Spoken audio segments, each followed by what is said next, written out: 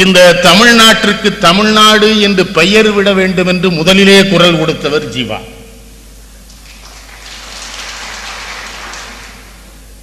அதிலே எந்த உள் விஷமமும் வைக்காமல் தமிழ்நாட்டிற்கு தமிழ்நாடு என்று பெயர் விட வேண்டும் என்பதோடு ஜீவா நின்றாரா என்றால் இல்லை. தமிழ்தான் தமிழர்களின் ஆட்சி மொழியாக இருக்க வேண்டும் என்றும் ஜீவாதான் முதலிலே குரல் கொடுத்தார். அது மட்டுமல்ல, தமிழ்தான் இங்கே பயிற்று மொழியாக இருக்க வேண்டும் என்றும் ஜீவாதான் முதலிலே குரல் கொடுத்தார்.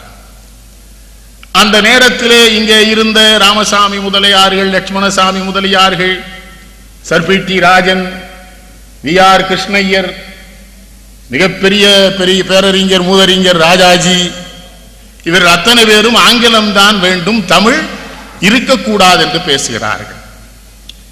அதற்கென்று ஒரு மொழி கமிஷனும் அமைக்கப்படுகிறது. ஜீவா அந்த மொழி கமிஷனிலே யாரெல்லாம் போய் பேசினார்களோ அவர்கள் பேச்சையெல்லாம் இவர் வாங்கி மக்களிடம் சொல்லுகிறார். டிகேசி போயிருக்கிறார், ரசிகமணி டிகேசி அந்த கமிஷனுக்கு. அந்த கமிஷனிலே இருந்தவர்கள் டிகேசியிடம் கேட்டிருக்கிறார்கள், பிசியாலஜி சூபாலஜி இந்த இரண்டிற்கும் தமிழிலே சொல்லிருக்கிறதா என்று. டிகேசி கேட்டிருக்கிறார், முதலில் அது ஆங்கிலமே இல்லையே, அது இரண்டு லத்தீன் வார்த்தையாட்டு, லத்தீனை ஆங்கிலம் ஏற்றுக்கொள்ளும் என்றால் தமிழ் ஏன் அதனை ஏற்றுக்கொள்ளாத, அதை ஏன் ஆங்கிலம் என்று சொல்லுகிறீர்கள்? டிகேசி கேட்டுக்கார். அதை சொல்றார் ஜீவா மேடையில். எவ்வளவு பச்சையா அயோக்கியன்களா இருக்கானுங்க இவனுங்க. இந்தி வேண்டாம் என்று இந்த தமிழின தலைவர்கள் சொன்னார்களே ஒழிய, ஆங்கிலம் வேண்டும் என்று சொன்னானே ஒழிய தமிழ் வேண்டும் என்று இந்த தமிழின தலைவர்கள் எவரும் பேசவில்லை என்று ஜீவா வெளிப்படையாக பேசுகிறார். பெயர் சொல்லிய அண்ணாதுரை என்றும் நாவலர் நெடுஞ்செழியன் என்றும் இவர்கள் உள்ளே ஒத்துக்கொண்டு வந்துவிட்டு வெளியிலே வந்து பேசுகிறது ஆங்கிலம் வேண்டும் என்று சொல்லுகிறார்கள் ஒழிய தமிழ் வேண்டும் என்று ஏன் சொல்லவில்லை? ஒரு மேடையிலே அண்ணாதுரையும் நெடுஞ்செழியனோ வரட்டும், நானும் மாப்போசியும் அவர்களோடு விவாதிக்க தயாருங்கிறார் ஜீவா. என்ன ஜீவாட்ட ஒரு சங்கடம், ஒரு மனுஷன் இப்படியா உண்மையே பேசி வாழ்ந்து செத்திருப்பான் முழுமையா, அதுவும் தமிழ்நாட்டில். எவ்வளவு ஒழுக்கக்கேடு இது! உண்மையை தவிர வேறு எதுவோ வாழ்ந்து வறுமையிலேயே மடிந்தவர். வேற யாராவது பார்க்க முடியுதா? 50,000 கோடிங்கிறானே, புரியவே மாட்டேங்குது. கேடி ராஜ் ஒரு கூட்டத்தில் சொன்னார், இப்படித்தான் நான் ஒரு இடத்துல கோடி கோடின்னு பேசிட்டு வந்தேன், அப்புறம் இந்த கிராமத்துக்காரனுங்களாம் எவனோ பெரிய பண்ணையார் செத்துருப்பான் போல நிறைய கோடி விழுந்திருக்குன்னு பேசிட்டு போறானுங்க, அவனுக்கு இந்த கோடினாலே புரியலன்னார் கேடி ராஜ் ஒரு கூட்டத்தில் திருநெல்வேலி. எது ஜீவா ஒரு சங்கடம். ஜீவா இறந்து விட்டதனாலேயே யாரும் ஜீவா குறித்து எதுவும் பேசிவிடலாம் என்கிற ஒரு சூழலும் தமிழ்நாட்டில் இப்பொழுது இருக்கிறது. என்னது, மகாத்மா காந்திக்கு நான் தான் ஜோறு போட்டேன்னு சொல்லிடுவான் தமிழ்நாட்டில் சில பேர் இருக்கிறான், யோசிதான் அடிச்சுக்கலாம். மகாத்மா காந்தி கூட ஒரு வாரமா எங்க வீட்டுல தான் சாப்பிட்டாரு, இவனுக்கே சோத்துக்கலாம இருந்தான். அது எனக்கு புரியவில்லை. ஜீவா யாருடைய பேச்சை கேட்டார் என்று அண்ணன் ஜெயகாந்தன் எழுதி நான் பார்க்கவில்லை. ஜீவா குறித்த அனைத்து புத்தகங்களும் என்னிடம் இருக்கின்றன, அனைத்தையும் படித்துக் கொண்டே இருக்கிறேன். அதில் எந்த இடத்திலேயும் இல்லாத செய்தி ஒன்று இப்பொழுது வருகிறது. அவர் என் பேச்சை கேட்க காத்திருந்தார். அட சண்டாளர்களா, பொய் சொல்வதில் ஒரு பொய்யுடை ஒருவன் சொல்வன்மையினால் மெய்போலுமே மெய்போலுமே என்று அதிவீர ராமபாண்டியன் அவனே சொன்னான். மெய்யுடை ஒருவன் சொல்லமாட்டாமையால் பொய்போலுமே பொய்போலுமே அவன் சொன்னான். அடிச்சு விடுறானே. எனக்கு ரொம்ப மகிழ்ச்சி. பாரதியின் மகள் சகுந்தலா பாரதி சொல்லுகிறார், நாகர்கோவிலே ஜீவா பேசி முடிக்கிறார். சகுந்தலா பாரதி சொல்லுகிறார், என் தந்தை பாரதி இறந்து விட்டார் என்று கருதினேன், இன்றுதான் தெரிந்து கொண்டேன் ஜீவாவிலே பாரதி உயிர் வாழ்ந்து கொண்டிருக்கிறார், இவர் என் தந்தைங்கிறார் சகுந்தலா பாரதி. இப்ப முன்னும் நம்ம தலைவர்கள் பல பெண்கள் தந்தை என்று சொல்லுகிறார்கள், அது வேறு இது வேறு. சகுந்தலா பாரதி சொல்வதும் இவர்கள் சொல்வதும் வேறு. சகுந்தலா பாரதி சொல்வது, எங்க அப்பா இவன் பாரதியை நான் இவன்ல பார்த்தேன், பாரதிய இத்தனை விதமாக ஒருவரால் பேச முடியுமா? தமிழுக்காக. இங்கேதானே, இந்த கோவையிலே தானே கலை இலக்கிய பெருமன்ற முதல் மாநாட்டை அவர் நடத்தி இருக்கிறார். அந்த கலை இலக்கிய பெருமன்றத்தை துவக்க வேண்டும் என்கிற எண்ணம் வந்து அண்ணன் சொன்னாங்க அருமையா, கம்யூனிஸ்டுகள் என்றால் அவர்கள் தமிழுக்கு ஒண்ணுதான், கம்யூனிஸ்டத்தை தவிர அவங்க எதையுமே. அதனாலதான கண்டவையெல்லாம் தமிழ்நாட்டில் வளர்கிற கேட்டை கம்யூனிஸ்டுகள் தானே துவக்கி வைத்தார்கள். அது ஜீவாவுக்கு வருத்தம். தமிழை நம் கையில எடுக்கவில்லை என்றால் தமிழின் பெயரால் அசிங்கங்களும் ஆபாசங்களும் அநாகரிகங்களும் அரங்கேறுவது மட்டுமல்ல, ஆபாச அசிங்க அநாகரிகமானவன் எல்லாம் இந்த நாட்டில் தலைவன் என்று கொட்டவடிக்கிற அசிங்கம் வந்து விடுமே என்று ஜீவா தமிழை தூக்கி கொண்டு ஓடி வந்தார். அண்ணன் சொன்ன மாதிரி முழுமையா படிச்சு, படிப்பை தவிர வேற வேலையே இல்லை. பார்த்தா தெரியுது, எல்லாம் புத்தகம் புஸ்தகம் படிப்பு. யாராவது வீட்டில் நிறைய புத்தகம் வச்சிருந்தா இவர் வந்தா பயப்படுவாங்களாம், எடுத்துட்டு போயிடுவார். அவர் எடுத்துட்டு போறது நியாயம் தானே, இவன் வச்சிருக்கிறதுக்கு புத்தகம் வாங்கி இருக்கிறான், அவர் வாசிக்கிறதுக்கு எடுத்துட்டு போறார். அவருக்கு தெரிஞ்சிருக்கு இவன் வச்சுட்டு தான் இருப்பான், என்னதுக்கு நானாவது போய் ஒரே பாரதி நூல்ல பல தடவை அடிக்கோட்டு வரான். படிக்க படிக்க புதிய புதிய செய்திகளும் சிந்தனைகளும் வருகிற பொழுது கேட்கிறார். கட்டுமரம் தமிழ் தானே ஆங்கிலம் எடுத்துக்கிட்டான், ரசத்தை தானே மிளகு தண்ணின்னு எழுதினான், இட்லியே இட்லி தானே ஆங்கிலம் எழுதியிருக்கான். அந்த மொழி எல்லா மொழிகளிலும் இருக்கிற தன்னால் உச்சரிக்கப்பட முடியாத வார்த்தைகளை எல்லாம் எடுத்துக் கொள்ளுகிற பொழுது என் தமிழ் ஏன் இல்லாத அந்த அந்த அந்த தொழிற்கல்விக்கு வேண்டிய வார்த்தைகளை எடுத்துக்கொண்டு தமிழ் வளரக்கூடாது, ஏன் வேணாங்கிற கேட்கிறார். ரஷ்யாவும் ஜெர்மனியும் வளர்ந்திருக்கிறது விஞ்ஞானத்தில், ஆங்கிலமே இல்லாமல் ரஷ்யா வென்றிருக்கிறது, ஜெர்மனி வென்றிருக்கிறது, தாஜிகிஸ்தான் வென்றுகிறது, ஏன் உலகத்திலேயே மூத்த மொழியான என் தமிழ் ஏன் வெல்லாதுன்னு கேட்கிறார். அண்ணன் சொன்ன மாதிரி அவருக்கு இருந்த தமிழுக்கு புழைச்சிருக்கலாம், அவ்வளவுதானே சொல்ல முடியும், வேற எந்த வார்த்தையில் அதை சொல்றது. புழைக்கத்தானே செய்யறானுங்க எல்லாரும், அந்த ஆள் புழைக்கவே இல்லையா. அண்ணன் முழுமையா அவர் எழுதியிருந்தார். அண்ணன் தான் நமக்கு அண்ணன் அந்த எழுத்துல இலக்கணம் என்ன முழுமையா ஒரு புலவருக்குரிய இலக்கணத்தை கற்க வச்சார். அவர் அப்படி ராயசோ கேட்டிருக்காரு, ஜீவா உனக்கு இலக்கணம் தெரியுமா சொல்லியிருக்காரு. ராயசோ சொல்றாரு, கம்பன் கழகத்தில் காரைக்குடியில் பேச கூப்பிடுறாங்க, கம்யூனிஸ்ட கூப்பிடுவாங்களா அந்த காலத்தில், ஊரே பரபரப்பா இருந்து. ஜீவா பேசுறாருன்னே சாகணேசனுக்கே ஒரு சந்தேகம். பெருஞ்சொல் விளக்கன்னார் இருக்கிறாரு, ஆனாமுனா சரவண முதலியார், ஆசா ஞான சம்பந்தோட அப்பா, இவருக்கு அவரை தலைவராக போட்டால் தான் சரியா இருக்குன்னு போட்டார். 45 மணி துளி ஆயிட்டா சிவப்பு லைட்டை போட்டுருவாங்க, யார் பேசினாலும் நிறுத்திடுவார், சாகணேசன் மேடைக்கு வந்துடுவார். ஜீவா பேசுறார், 1.5 மணி நேரம் ஆயிருக்கு, சிவப்பு லைட்டும் இல்லை, சாகணேசனும் மேடைக்கு போல, காரைக்குடியில் பாதி பேருக்கு ஒன்றும் விளங்கலை, என்னடா நடக்குதுன்னு. ஜீவா பேசி முடிச்ச உடனே சரவணமலையார் சொல்லியிருக்காரு, ஜீவா பேசி இருந்தா நான் லைட்டை போட்டிருப்பேன், கம்பன் அல்லவா நின்று பேசி கொண்டிருந்தான் நான். அப்புறம் அவர் ரசனை இன்னொன்னு சொல்லியிருக்கிறார், லைட்டை போட்டிருந்தாலும் சிவப்பு லைட்டை பார்த்தா இருந்தாலும் இன்னும் கொஞ்சம் உற்சாகம் ஆயிடுவானையா, நான் என்ன பண்றது, லைட்டு வேற சிகப்பா இருக்கு, இருந்தாலும் அதுல இன்னொரு.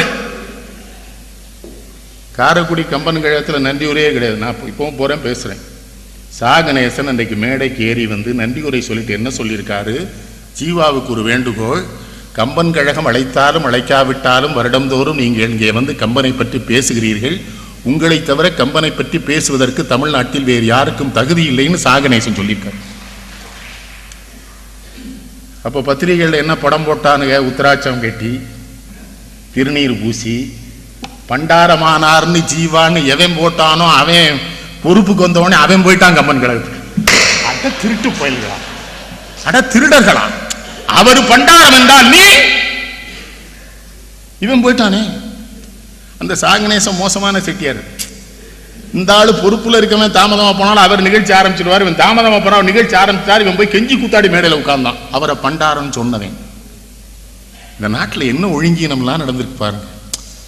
அவரு பேசுனது கம்பனின் தமிழை இலக்கியத்தை. அண்ணன் அருமையா சொல்லி பார்த்தா தமிழ் மேல உனக்கு பக்தி இருக்குல்ல, புராணத்துக்கு 2 பொண்டாட்டி வேலைன்னு இருக்காரு, கடவுள் பக்தி இருக்குன்னு அது போக மாட்டேங்க. அது மட்டுமல்ல, அந்த தமிழின் மீது அவருக்கு இருந்த மானாத காதல். ராயசோ சொல்றாரு, நாட்டரசன் கோட்டையிலே கும்பகர்ணனை பற்றி ஜீவா பேசினார். அடுத்த வருடம் வந்து பேசுவார் என்றல்லவா நம்பிக்கொண்டிருந்தேன். அதற்குள்ளே ஜீவா எங்களை விட்டு பிரிந்து. ராயசோல்லாம் சாதாரண நாள்ல பெரிய படிப்பாய். எப்படி ஒரு மனுஷனால இவ்வளவு படிக்க முடிஞ்சது? எப்படி ஒரு மனுஷனால உண்மையா இருக்க முடிஞ்சாதான் ஆச்சரியம் எனக்கு. உண்மையா இருக்கிறது பெரிய விஷயம். எங்க தலைமை ஆசிரியரே என்கிட்ட சொல்றாரு, உண்மையெல்லாம் பேசாம இருந்தா நீ மத்திய மந்திரியா இருப்ப. நான் சொன்னேன், ஐயோ நீ தானே பள்ளிக்கூடத்துல உண்மை பேசுன்னு சொன்னேன். அது பள்ளிக்கூடத்துக்குள்ளதானடா பேச சொன்னேன், உன்னை எவன்டா வெளியில பேச சொன்னேன். அப்ப உண்மைய பள்ளிக்கூடத்தோட ஓரங்கட்டணும்னு சொல்லி கொடுத்துருக்கானே, அதுல போய் ஒருத்தர் இப்படி இருப்பாரா? பண்டைய காலத்து பஞ்சாங்க மாதிரி நேர்மையா உண்மையா சரியா எனக்கு புரியல. அவரை நினைக்க நினைக்க வியப்பார். எப்படி ஒரு மனுஷன் எப்படி வாழ்ந்தான்னு தெரியலையே. சட்டப்பேரவைக்குள்ள போறார் வண்ணார்பேட்டில இருந்து ராஜாஜி மூதறிஞர். இவர் தொகுதிக்காக நிறைய கேட்டு பேசுறார். ராஜாஜி உடனே சொல்றாரு, சர்வதேச சிந்தனையுடைய மனித குலத்தை குளித்து சிந்திக்கிற ஜீவா போன்றவர்கள் ஒரு தொகுதிக்காக கேட்பது நியாயமான கிண்டல் அடிக்கிறார் ராஜாஜி. இவர் எந்திரிச்சு பதில் சொல்றார், என்ன செய்வது, ஒரு தொகுதி மக்கள் என்னை தேர்ந்தெடுத்திருக்கிறார்கள், அவர்களுக்காக நான் கேட்கத்தான் வேண்டி இருக்கிறது. எந்த தொகுதி மக்களும் தேர்ந்தெடுக்காமல் புறக்கடை வழியாக வந்த நீங்கள் யாருக்காகவும் கேட்க முடியாது ராஜாஜி. நான் படிச்சு பார்க்கிறேன், குறைந்தது அல்ல ஒரு 20 திருக்குறளா சொல்றார். அண்ணாட்ட சொல்லியிருக்காரு திருக்குறளை படிங்கிறாரு. அவருக்கு என்ன பாரதி மேல தொல்காப்பியம் படிச்சிருக்காரு. சிந்துவந்துர சண்முகம் உள்ளனாச்சி சொல்றாங்க, சீவக சிந்தாமணியும் புறநானூறும் சிலப்பதிகாரமும் நான் தான் கொடுத்தேன் ஜீவாவிற்கு. நான் யாருக்காகவும் அழுதவன் இல்லை. மதிதா இந்து கல்லூரி மைதானத்திலே ஜீவா இரங்கற் கூட்டம் நடைபெறுகிறது. சாத்தான்குளம் ராகவன் பேசுகிறார், பேசவே முடியவில்லை, அழுது விடுகிறார். நான் உறுதியோடு போய் மேடையில் நின்றேன், அழுத முடியாது. அவர் சொல்றார், எப்படி இவரால இவ்வளவு உண்மையா இருக்க முடிஞ்சது எனக்கு தெரியல. அதோடு மட்டுமல்ல, சட்டப்பேரவையில் மட்டுமல்ல, வெளியில பேசுகிற இடங்களில் உண்மை பேசுவது. அண்ணாதுரை எல்லாம் பேச முடியுமா? பேசியிருக்காரு. கூப்பிட அண்ணாதுரை இருக்கார், பேசி பார்த்துருவோம். இந்த நெடுஞ்செழியெல்லாம் யோசிக்க மாட்டாரா தமிழை பத்தி வர சொல்லுன்றார். பேசி அதான் இவர் என்ன நினைச்சிருக்கிறாரு, நம்மை போல இவர்கள் தமிழை உண்மையாக நேசிக்கிறவர்கள், தமிழை காப்பாற்ற பிறந்தவர்கள் என்று ஜீவா என்கிற அந்த உண்மையான நேர்மையான மனிதன் அவர்களையும் அப்படியே கருதி இருக்கிறான். வாங்கி கொடுத்தாரு. 18 வயசுல தான் கொடுக்கணும். அப்புறம் எனக்கு சொல்லி கொடுத்தார், பெண்கள்லாம் மிகப்பெரிய அளவில் திரண்டு இந்த மிகப்பெரிய போராட்டத்தை, அதைத்தான் இங்க கலை இலக்கிய பெருமளவு துவக்கிற பொழுது சொல்றாரு, 30 கோடியும் வாழ்வோம், வீழில் 30 கோடி முழுமையும் வீழ்வோம் என்பதுதான் கலை இலக்கிய பெருமன்றத்தினுடைய கோட்பாடு. செயலாளரா இருக்க யாருமே வரமாட்டேன் இருக்காங்க. அப்போ என்ன மகேந்திரன் இவரா தோழர் அவரை தாப்பாவை கூப்பிட்டு நீதான் செயலாளர் இருக்காரு. அவர் சொல்லியிருக்கார், யாருமே வரல, என்ன சொல்றீங்களேன்னு இருக்காரு. இரு தம்பி நான் பாத்துக்கிறேன். தாப்பாண்டின்னு இவர் ஒரு இடத்துல பேசுறாங்க. கூட்டம் முடிஞ்ச உடனே இந்த வந்த தோழர்கிட்ட சொல்லியிருக்காங்க, உங்களை விட நீ தம்பி பேச்சுதான் ரொம்ப அருமையா இருந்தது.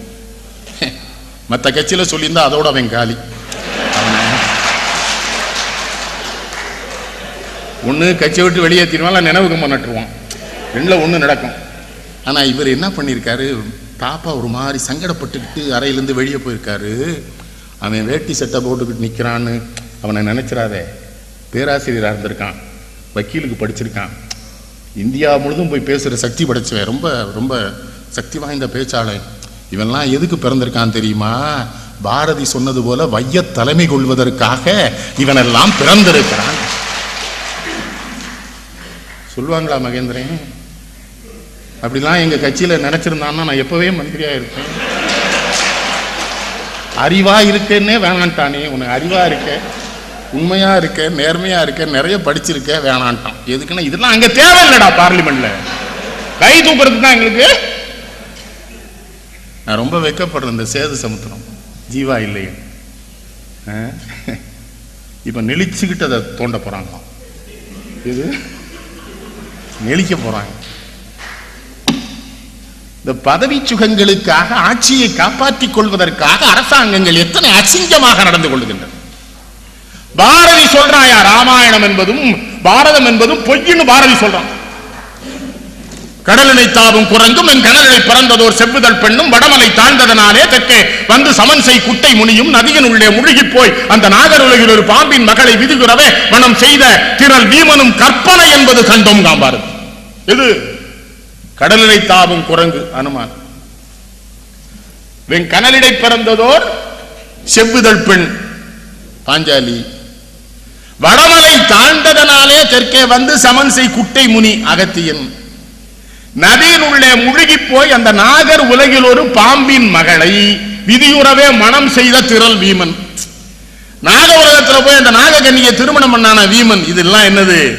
பொய்யுங்க. பாரதி ராமாயணமும் கிடையாது, பாரதமும் கிடையாது. இத்தனையும் போய் அதோட நிறுத்தினான பாரதி இல்ல. ஒன்று மற்றொன்றை பழிக்கும், ஒன்று உண்மை என்று ஓதி மற்றொன்று பொய்யென்னும். நன்று புராணங்கள் செய்தார், அதில் நல்ல கவிதைகள் பல பல தந்தார். கவிதை மிக நல்லதேனும் அக்கதைகள் பொய்யன தெளிவுற கண்டோம் தான் பாரதி. அந்த பாரதிக்கு நாடாளுமன்றத்தில் சிலை இருக்கு, இருக்கா இல்லையா தோழர்? ஆனா நம்ம தமிழ்நாட்டு நாடாளுமன்ற உறுப்பினர் எவனும் இதை பத்தி இதை சொல்லலையே, பதில். ராமாயணமும் பாரதமும் பொய்ன்னு பாரதி சொல்றான், மன்னிச்சுக்கிடுங்க, அவனும் பிராமணன் தான் சொல்லிட வேண்டியதானே நீங்க. பாரதி முற்றிலும் கற்று துறை போனதனாலே ஜீவா சொல்றார் எல்லோரும் ஓர் நிலைன்னு சொன்னானே பாரதி. அது வரணுங்கிறது தானே அந்த கலைகள் ஏன் துவக்குனீங்கன்னா நல்லா அருமையா சொல்றாரு. மக்களுக்காக, ஜனநாயகத்தை காப்பதற்காக, ஆன்மீக சிந்தனை உள்ள மக்களையும் சேர்த்து காப்பாற்றுவதற்காக, மக்களுக்கு எல்லா வழிகளிலேயும் நன்மையும் நியாயங்களும் கிடைப்பதற்காக கலைஞர்களை கூட்ட வேண்டும்ங்கிறது. அவர்கிட்ட இன்னொரு ஆச்சரியம் எனக்கு, இப்ப எல்லா தலைவனும் சினிமா தேடி போறான், சினிமா நடிகனை தேடி, கலைஞர்களை தேடி. ஆனால் தமிழ்நாட்டின் தலை சிறந்த நடிகர்களும் கலைஞர்களும் தோழர் ஜீவாவை தேடி ஓடி வந்திருக்கிறார்கள். அந்த காலத்தில் எல்லாரும் டி.கே. சண்முகத்தில் ஆரம்பிச்சு எம்.ஆர். ராதால இருந்து எம்ஜிஆர்ல இருந்து என்.எஸ். கிருஷ்ணன் எம்ஜிஆரை கூட்டிட்டு தாம்பரத்தில் ஜீவா பேச்சு கேட்க நடத்தியே கூட்டு போயிருக்காரு. வந்ததுக்கு அப்புறம் தான் எம்ஜிஆர் சொன்னார், என்ன இப்படி ஒரு ஆள் இருக்கிறார். கடைசி வரை எம்ஜிஆர் ஜீவா அவருக்கு பணம் தந்து உதவிவிட வேண்டும் என்று முயன்றிருக்கிறார். ஜீவா வாங்கவே இல்லை, இல்ல வேணாட்டார். கே.எஸ். கோபாலகிருஷ்ணன் ஒரு இயக்குனர் இருந்தார்ல, அந்த காலத்தில் பணமா பாசமான ஆரம்பிச்சு ஒரே கேள்வியா கேட்டுட்டு இருப்பார் இல்லையா. அவர் நவாப் ராஜமாணிக்கம் கப்பலில் இருந்த 7000 நாடகங்களையும் படித்தவர், மல்லியத்துக்கார். அவர் சாரதான்னு முதல் படம் மிகப்பெரிய வெற்றி இல்லைங்களா. அந்த படத்தை பார்த்துட்டு அகிலன் என்ன பண்ணிட்டார், சிநேகிதின்னு ஒரு நாவல் எழுதி என் நாவலை தான் அவர் எடுத்தார்னு வழக்கு போடுறார். யார்? அகிலன். அகிலனுக்காக இது வக்காலத்து தாக்கல் பண்ணது மோகன் குமாரமங்கலம். உடனே அவர் விசாரிக்கிறார் கே.எஸ். கோபாலகிருஷ்ணன், மோகன் குமாரங்கள் எப்படி இவருக்கா வந்தார்னு. ஜீவா சொல்லித்தான் வந்தார்னு தெரியுது. உடனே கே.எஸ். கோபாலகிருஷ்ணன் நவாப் ராஜமாணிக்கம் கம்பெனியில் இருக்கும்போது தோழர் ஜீவா அங்கே போகும்போதெல்லாம் அவர் தான் அவருக்கு உணவு கொடுக்கறது வைக்கலாம். இவர் தெரியும் போது இவர் போய் பார்க்க போயிருக்காரு. போன உடனே தம்பி வா வா வா நல்லா இருக்கா வான்னு உட்கார்ந்துருக்காரு. இவர் சொல்லியிருக்கிறாரு, சிநேகிதி நாவல் படிச்சிருக்கீங்களான்னு கேட்டிருக்காரு. ஜீவா வெட்கப்பட்டாருங்கிறார் கோபாலகிருஷ்ணன். படிக்கல தம்பி. என் படம் பார்த்தீங்களான்னாராம். பார்க்கல தம்பி. அதையும் படிக்கல, என் படமும் பார்க்காம அகிலனுக்காக மோகன் குமாரமங்கலத்தை நீங்க ஏற்பாடு பண்ணியிருக்கீங்களே சரியான்னு கேட்டிருக்காரு. ஒன்று செய்வோமான் இருக்காரு ஜீவா.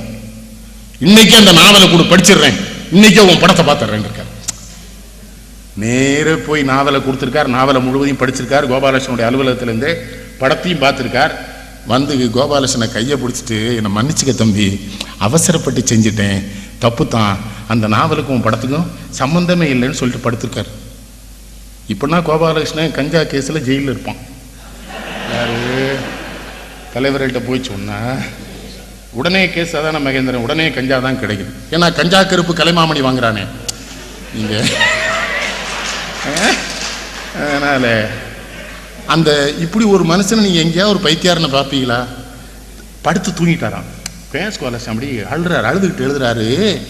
இரவிலே திடீரென்று ஜீவா எழுந்து அமர்ந்தாருங்கிறார். உட்காந்து தம்பி தம்பிங்கிறார வந்து சின்ன போனாராம். தூக்கம் வரலடா, நான் எவ்வளவு பெரிய தப்பு பண்ணிட்டேன், நீ என்ன மன்னிச்சு கொண்டிருக்க எழுதுறாரு கோபாலகிருஷ்ணன். அடுத்த மாதம் அந்த வழக்கு நீதிமன்றத்திற்கு வருகிற பொழுது மோகன் குமாரமங்கலம் அதில் வழக்கறிஞராக இல்லை. எவ்வளவு நேர்மை. படிக்கலன்னு ஒத்துக்கிட்டார் பார்த்தீங்களா? எது நான் படிக்கலடா. சின்ன நாமல சொன்னாரு, தொல்காப்பிய மாநாடு நடந்திருக்கு ஒரு ஊர்ல. சின்ன நாமல சும்மா பார்க்கலான்னு போய் உட்கார்ந்துருக்காரு. மாநாட்டுக்கு தலைமை தாங்காத வராதனால அந்த மாநாட்டில் இருக்க தமிழறிஞர்கள் சின்னண்ணாமலை கூட்டு தலைமை தாங்கன்னு இருக்கான். சின்னண்ணாமலை சொல்லியிருக்காரு, எனக்கு தொல்காப்பியம் தெரியாதுன்னு இருக்காரு. அவனை சொல்லியிருக்கா, நீங்கள் அவையடக்கத்தோடு சொல்கிறீங்க, உங்களுக்கு தெரியும்னு இருக்கான். உன்னை சின்னண்ணாமலை நினச்சிருக்காரு, நம்ம படிக்காமலே நமக்கு தெரியும்னு இவன் நினைக்கிறானே, தமிழ்நாட்டை நிறைய பேர் சேர்ந்து கெடுத்துட்டானே, நம்ம என்ன பண்ணுறதுன்னு உடனே நீங்கள் தலைமை தாங்க வாங்கன்னு உட்காந்து வச்சுட்டானோ. சின்னண்ணாமலை யோசிச்சிருக்காரு, தலைமை தாங்கியாச்சு, ஏதா பேசணுமே. தொல்காப்பியம் தொன்மையான காப்பியம் நாராம். அந்த எல்லாரும் கை தட்டியிருக்கான். அடுத்து சொன்னாராம், தொல்காப்பியத்தை நான் நுணுகி நுணுகி ஆராய்ந்தேன். இவரு எது அதிலே 86 சமஸ்கிருத வார்த்தைகள் இருக்கின்றன சொல்லிட்டு உட்கார்ந்தாச்சான். அடுத்தால ஒரு தமிழறிஞ, எல்லாம் போலி தமிழறிஞர் தானே இருக்கான் தமிழ்நாட்டில். அவன் வந்திருக்கான், ஐயா தொல்காப்பிய பெருங்கடலே இருக்கான். இவரு சொல்லியிருக்கான், நீங்கள் இன்னொரு முறை தமிழ் இனத்திற்காக அதை நுணுகி ஆராய வேண்டும். அதிலே 130 சமஸ்கிருத வார்த்தைகள் இருக்கின்றன. நான் அவன் அப்ப இவர் நினைச்சாரா, நம்ம தப்பிச்சிட்டோம், இதுக்கு மேல இருக்கு, அந்த போய் ஆராய்ச்சி பண்ணியிருக்கான், நமக்கு என்னடா.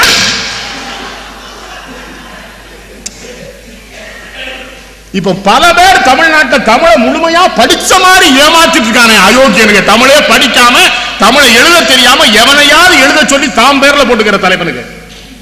ஜீவாட்ட நேர்மையை பார்த்தியா, படிக்கலடாதேன்னு இருக்காரு. நான் படிக்கல தம்பி, கொண்டு வா.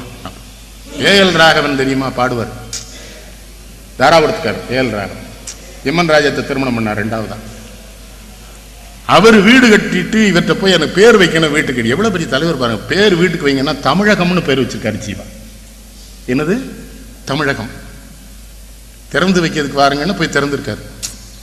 இரவு அவர் ஏழு ராகவனை காரில் கொண்டு விடுறேன் இருக்காரு. இல்லை தம்பி, எனக்கு ரயில்வேல பாஸ் இருக்கு, மாம்பழத்தில் போய் ரயில் ஏறி போயிடுவேன் இருக்காரு. இல்லையா, நான் மாம்பழம் ரயில்வே ஸ்டேஷன் அது வேணா அனுப்பு, இனிமேல் கார்லாம் அனுப்பாது, எனக்கு அது பழக்கம் இல்லைன்னு இருக்காரு. கட்சி பணத்தை கையில் ஒரு 2000-3000 வச்சுட்டு ரயிலில் வந்த மனுஷன் சாப்பிட மாட்டானா ஐயா? செங்கல்பட்டில் இறங்கினா நம்ம கோட்டையப்பன மாதிரி ஒரு தோழர் போய் வணக்கம் தோழர்னு இருக்காரு, 2 டீ வாங்கி கொடு, பசிக்கு ராத்திரிலாம் சாப்பிடலன்னு இருக்காரு. கூட போன தோழர் கேட்டிருக்காரு, கையில் பணம் இருக்கேன்னு இருக்காரு, அது கட்சி பணம், அதில் சாப்பிடக்கூடாதுன்னு இருக்காரு. கட்சி பணத்தை குடும்பத்துக்கு எடுக்க தெரியாத கூமுட்டையா இருந்திருக்காரு. அது மொத்தத்தையும் எடுத்துக்கிற வேணாமா? இப்படியா ஒரு மனுஷன் இருந்திருப்பாரு. இல்லை 2 விஷயம் இருக்கு உங்களுக்கு சொல்ல, நான் விளையாட்டுக்கு சொல்ல, நான் சொல்வது எதுவும் பொய் இல்லை, எனக்கு இதே பழகம் தான். நாஞ்சில் நாடன் சொன்னா நீ ஜீவா மாதிரி தானே வம்பு பண்ற, எல்லாத்திட்டையும் உண்மை ஏன் பேசுறேன்னா, பேசிட்டு போறேன் செத்து போவேன், எவனுக்கு பயப்படணும்? மரணம் உறுதி தானே, மரணத்துக்கு அஞ்சிரம் தானே, கண்ட நாயெல்லாம் பார்த்து பயப்படணும். எனக்கெல்லாம் பயம் கிடையாது, ஏன்னா இது நாயின்னு எனக்கு தெரியுது. நான் எதுக்கு பயப்படணும்? ஒரே அடி அடிச்சா ஓடிடுவது, சும்மா மிரட்டிட்டு இருக்கணும் வைங்களேன். கட்சி பணத்தை இந்த கல்லூரி மாணவர்கள் நல்ல பையன் இருக்கான் பாருங்க, அவன் வந்து என்ன சொல்றான், இப்படிலாம் வாழ்ந்திருக்காங்களையா நேர்மையாங்கிறான். மோசமானவன் என்ன சொல்றான் தெரியுமா, இப்படிலாம் மெண்டல்கள் நிறைய பேர் இருந்திருக்கான். என்னையா விளங்காதவன், ஒரு வருஷத்திலே ஒரு 2000 கோடி சம்பாதிக்க வேண்டாமாங்கிறானே, கெடுத்துட்டானே தமிழ்நாட்டை, தமிழ்நாட்டு பயில்களை. திரைப்பட நடிகர்கள் அத்தனை பேர் இவர்கிட்ட ரசிகனா இருந்திருக்கான், இவர் எவன்ட்டி ரசிகனான்? எம்.ஆர். ராதா எவ்வளவு பெரிய ஆள் அவரு. எம்.ஆர். ராதா சொல்றாரு, இவருக்கும் இவர் மனைவிக்கும் காதல் கடிதம் கொண்டு கொடுக்கிற தூதுவனே நான் தாங்கிறார். நான் தான் அனுமான் வேலை பார்த்தேன், ஆனா இவனை மாதிரி காதல் கடிதம் எழுதுறவன நான் உலகத்திலே பார்க்கலங்கிறார். என்னன்னு ஒரு கண்ணே பொண்ணே மணியேன்னு எழுதுவானா, அதை விட்டுட்டு காரல் மார்க்சும் அவன் மனைவியும் வறுமையில் வாடியது போல் நாமும் வாடினாலும் முதல் கடிதமே காதல். இவன் தான் எழுதுறான்னா அவளை அதை படிக்கிறாயா? இந்த 2 கிறுக்குக்கு மத்தியில் நான் ஒரு கிறுக்கு போய் அந்த லெட்டரை தூக்கிட்டு அலைஞ்சிருக்கேன் 6 மாசமாங்கிறார் ராதா. ஒரே நேரத்தில் 4 மனைவியை காதலிக்க தெரிஞ்ச தலைவனா இந்த மனுஷன் இல்லாம போயிட்டாரு. நான் உண்மையில கம்யூனிஸ்ட் கட்சி மேல எனக்கு என்ன வருத்தம் தெரியுமா, ஜீவாவெல்லாம் மகேந்திரன் சொல்றேன், தமிழ்நாடு பூரா சொல்லியிருக்க வேண்டாமா இளைஞர்களுக்கு? இப்ப நம்ம சொல்லும் போது மிரடுறான் ஐயா. பெருந்தலைவர் காமராஜ் அப்படியே தாம்பரத்துக்கு வராரு, இந்த அவ்வை தொடக்கப்பள்ளியை துவக்கி வைக்க அங்க நிறுத்துறாரு. எப்பா ஜீவானந்த் இங்க தானே இருக்கிறான்னு வேட்டியை மடிச்சுக்கிட்டு சாக்கடையெல்லாம் தாண்டி போனா இவர் இருக்கிறாரு. நீ துவக்கி வச்ச பள்ளிக்கூடங்கிறாங்களே ஜீவா, வாயம் போலாங்கிறாரு. நீ போனா வர்றேன் 1/2 மணி நேரத்துலங்கிறாரு. 1/2 மணி நேரம் கழிச்சு போறாரு. என்னடா 1/2 மணி நேரம் கழிச்சு வந்தேன், ஒரு வேட்டி தான் இருந்துடா, துவைச்சு காய போட்டிருந்தேன், அது கெட்டிட்டு வரணும், அதான்டா தாமதமா வந்தேன். இப்ப எந்த வீட்டுல வேட்டி அவுத்து வைக்காங்கிறதே தெரியலையா மக்களுக்கு.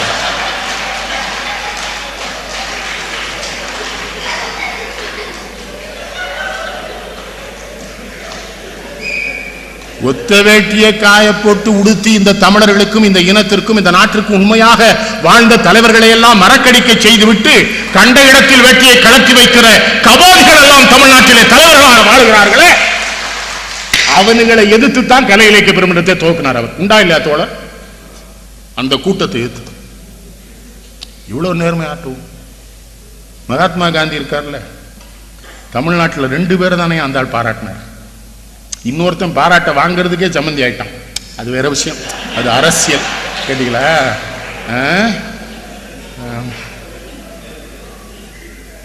சென்னைக்கு வந்து இருக்கிறாரு, ஒரு வீட்டில் இருக்கிறாரு. பாரதி போறான், அவன்கிட்ட விசிட்டிங் கார்டெலாம் கிடையாது. ஏன்னா வியாபாரி இல்லை. நீ வியாபாரினா விசிட்டிங் கார்டு வச்சிருக்கணும், நான் என்ன தொழில் பண்றேங்கணும், அவருக்கு என்ன பிடிக்கும்னு கேட்டு வாங்கிட்டு போகணும். இவன் ஒண்ணுமே கொண்டு போல உள்ள போயிட்டான். தடுத்து பார்த்துருக்கான முடியல. நான் ராஜசேகரன் கூட வருத்தப்பட்டேன். பாரதி படத்துல தப்பா காமிச்சிருந்தா ராஜாஜி அறிமுகப்படுத்துறதா. ராஜாஜிலாம் அறிமுகப்படுத்தல. ஏன்னா ராஜாஜிக்கு பாரதி பிடிக்காது. ஏன்னா அவன் தான் பார்ப்பான ஐயரண்ட காலமும் போச்சேன்ட்டானே. என்ன தோழர், ஆடுவோமே பள்ளு பாடுவோமே பாடிட்டானே. எப்படி இவங்களால அவர் அறிமுகப்படுத்தல. இவன் போன உடனே சொன்னான், mister Gandhi could you preside over my function today at Marina பீச்சுங்கிறான். அந்த ஆள் பெரிய மனுஷன் பார்த்தீங்களா, அடையாளம் தெரியுது. நல்லவனுக்கு நல்லவனை தெரிஞ்சிடும், அயோக்கிய பக்கத்தில் இருந்தாலும் அவருக்கு தெரியுது. உடனே காந்தி என்ன பண்றாரு, இன்னைக்கு முடியாது நாளைக்குங்கிறாரு. இல்லை நாளைக்கு கிடையாது, இன்னைக்கு கூட்டம் நடத்துல காட் பிளஸ் யூ போறான். உடனே காந்தி ராஜாஜிட்ட சொல்றாரு, இவனை பாதுகாத்து வைங்க, இவன் இந்த நாட்டினுடைய சொத்துங்கிறார். அந்த பாரதியை தானே ஜீவா தனக்கு வழிகாட்டியா கருதினாரு. சிராவையில் ஆசனம் வச்சிருக்காரு. இங்கே இருந்து சொல்றாரு, நீங்கள் சனாதன கொள்கையை மாற்ற முடியாது என்று சொல்வதனால் நான் உங்களை கண்டிக்கிறேன், உங்களை எதிர்க்கிறேன், உங்களிடம் நான் விலகப் போகிறேன் கடிதம் எழுதுறாரு காந்திக்கு. இந்த காந்தி ஒரு அற்புதமான ஆளுங்க. எழுதின கடிதத்தெல்லாம் படிச்சிருக்கான அந்த ஆளு. இல்ல தோழர், நான் இப்போ ஒரு 200 கடிதம் டெல்லிக்கு எழுதினேன், ஒரு பேரும் படிச்ச மாதிரி எனக்கு தெரியும். ஆனா எல்லா பேரும் பதவியில் இருக்கான். அந்த கிழவன் பாருங்க, அங்கிருந்து ஜீவாவுக்கு பதில் எழுதுறாரு, நான் தமிழ்நாட்டிற்கு வருகிற பொழுது உங்களை வந்து சந்திக்கிறேன். காரைக்குடிக்கு வர்றாரு. சாகணேசட்டி ராஜாஜிக்கு இந்த ஜீவாவை பார்க்கணுங்கிறாரு. இவங்க 2 பேரும் என்ன பண்றாங்க, நாங்க போய் கூட்டு வரோங்கிறான். நான் தான் வந்து அவரை சந்திப்பதாக சொல்லியிருக்கிறேன், நம்ம போவோம். அதான் அதனாலதான் அவன் தேசத்தந்தை நேர போறாரு. அவருக்கு என்ன நினைப்பு, எவனோ பெரிய கிளவேண்டு போறாரு. இது 10 இடத்துல கண்ணகரேன்னு. இவர் கொஞ்ச நேரம் ஒன்னும் ஓடல. நீங்களா ஜீவாங்கிறாரு. ஆமாங்கிறார். உங்கள் கடிதம் என்னை 3 நாட்கள் தூங்க விடவில்லை, அது குறித்து நாம் சிந்திக்க வேண்டும். சொட்டி இத்தனை பெரிய ஆசிரமம் நடத்துகிறீர்களே, உங்களுக்கு என்ன சொத்து இருக்கிறது ஜீவா? ஜீவா சொல்றார், இந்தியா தான் என் சொத்து. காந்தியடிகள் பதிலுக்கு சொல்லால், இல்லை இல்லை தவறாக சொல்லுகிறீர்கள் ஜீவா, நீங்கள் தான் இந்தியாவின் சொத்து. 2 பேரும் தான் பாராட்டுகிறார். ஒன்று பாரதி, அப்புறம் ஜீவானந்த். வேற யாரையாவது காந்தி அவர் லேசில் பாராட்டுவாரா? காந்தி போய் எஸ்ஏ டாங்கே கைதான உடனே நாங்க போய் பார்க்குறாரு. தோழர் தாப்பா எல்லாரும் போய் ஜீவாட்ட கேட்டிருக்காங்க, என்ன காந்தி போய் அவரை பார்க்கறேன். அந்த கிழவன் லேசுப்பட்ட கிழவன் இல்லைங்கிறாராம் யாரு, ஜீவா. அதுக்குள்ளேயும் அவன் ஏதோ ஒரு விஷயம் வச்சிருப்பான் அந்த கிழவன். என்ன ரசனை பாருங்க, அந்த கிழவன் லேசுப்பட்ட கிழவன் கிடையாது, காந்தி உண்மையானவர். மனசுக்குள்ள காந்தி அவருக்கு கடைசிவரை இருந்திருக்காரு. அதனாலதான் சாகிறதுக்கு முதல் நாள் சர்வோதய சங்க கூட்டத்தில் கலந்துக்கிட்டு தான் போய் மரணம் அடைகிறார். ஜெகநாதன் இடத்துல சார் அப்பதானே தோழர் மகேந்திரன், சரிதானா நான் சொல்வது, அங்க கலந்துக்கிட்டு தான்.